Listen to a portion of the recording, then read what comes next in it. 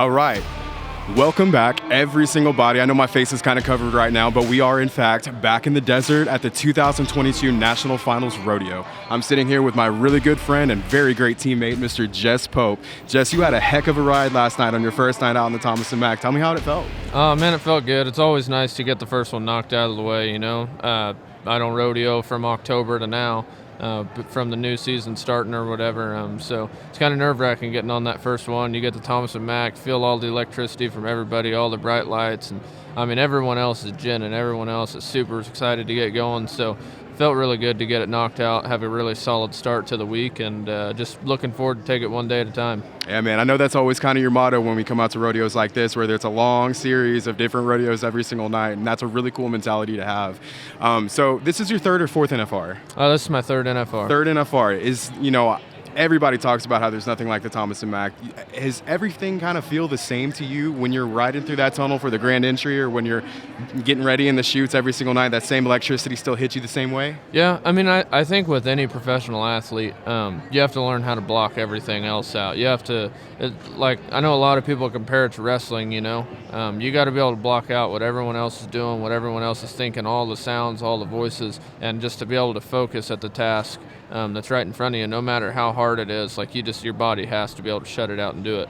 And that's one thing I feel like I'm fairly decent at, is being able to shut everything else off and to be able to look at my animal and know that's the one that I'm getting on, and just be focused right then and there on that topic.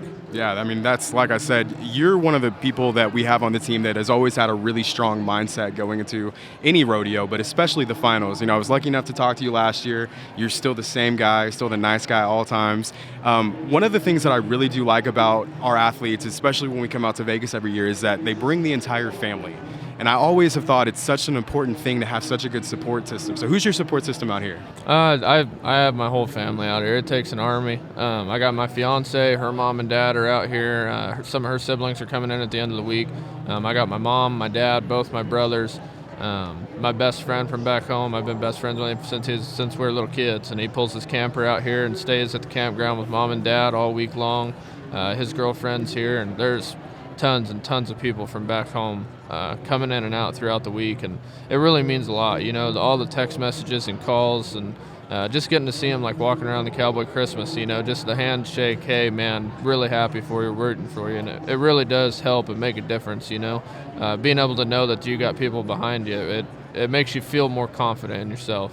For sure, for sure. Now, I know that it's pretty much all business out here, but do you have anywhere that you're going to want to go eat, or any place that you want to go have some fun later on down the road if you get some time? Yeah, I mean, the one steakhouse at the Virgin Hotels, that's probably my favorite steakhouse out here. It's pretty good, huh? All their steaks come from Kansas. They list the feedlots that they come from, so that's another big deal for me. Yeah. But, I'm a big steak and potatoes kind of guy, so I'll probably eat there 4 or 5 times throughout the week, honestly. Man, I'm the same exact way, and I promise you I'm taking advantage of every trip that I can go out there, too. So, yes, sir. Health-wise, now, you've always come in, I believe you've always been in pretty good health coming into the finals. Is it the same this year? Yes, sir. I feel great. I had a little incident where a horse rolled over on top of me throughout the summer, and it tore some tendons in my foot, but everything's back good to go now. It still gets a little sore, but shoot, you can block it out for 8 seconds when it does hurt. But other than that, I feel outstanding. Is that legit the longest 8 seconds of your life when you're strapped on a horse? Yeah, I mean, it definitely feels a lot longer than 8 seconds, but it ain't too bad, I suspect. Yeah, cool. So, I mean, what are your plans for the rest of this time? How are you going to ride out these next 9 days that you got? I'm just going to rock and roll with it. I'm going to just go do my job every day, just hang out, smile, wave, and just enjoy it while I can, because I know at any point in time all this can be taken away, and I don't want to take it for granted. I want to take it all in and just be able to feel it. That's my guy, Jess Pope. So I don't want to take up too much of your time because I know you're super busy today. You got some work to do this evening, yes, sir. Hopefully in the 90-point category. Hell yeah. Yes, sir. But I did want to do this. It's kind of a reoccurring theme that you and I always do together. Yep. Every time I get you on a show, I have to have you give me a Tim O'Connell story. Okay. Trying to think of what would be a good Tim O'Connell story. Sorry I caught you off guard on that one. Yeah, well, I got to put some thought in. I got a lot of good ones. Some of them I can't say. Sure. Just for pure embarrassment of Tim. Man. I'm sure there's so many swimming around in your head right now. Yeah, no, well, there are. I'm kind of drawing a blank right now, though. I'm trying to think of something that's really funny. Well, I guess probably one of the funniest stories would be here recently. Tim literally forgot just about every item out of his gear bag before he came out here.